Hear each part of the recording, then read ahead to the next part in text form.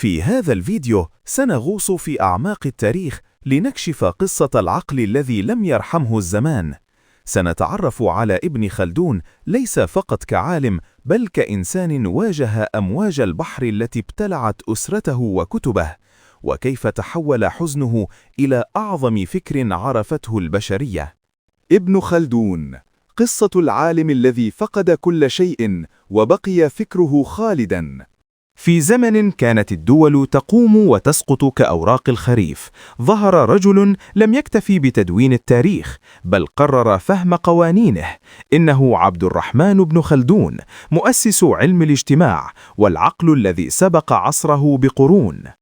من تونس إلى الأندلس ومن فاس إلى القاهرة، جمع ابن خلدون خلاصات فكره في كتابه المقدمة، وضع فيها أسس بناء الحضارات، وشرح كيف يفسد الظلم العمران. لكن عبقريته لم تسلم من غدر الزمان، ففي رحلته الشهيرة إلى مصر تعرضت السفينة التي تحمل أسرته ومجموعته الضخمة من الكتب والمؤلفات لغرق مأساوي في عرض البحر. ضاعت سنوات من البحث والتدوين في أعماق المياه، وقيل إن بعض كتبه رميت أو أتلفت خلال الفتن السياسية التي عاشها. ترك لنا ابن خلدون كتابه الموسوعي العبر، ومقدمته التي تعد من أشهر كتبه والأكثر قراءة في العالم العربي والعالم.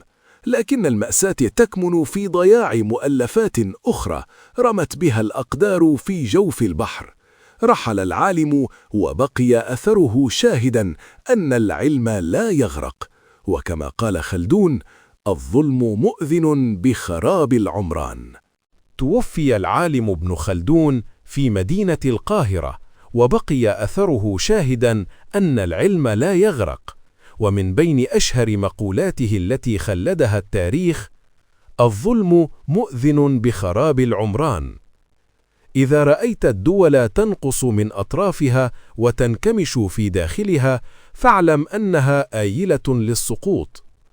المغلوب مولع أبدا بالاقتداء بالغالب في شعاره وزيه ونحلته وسائر أحواله وعوائده.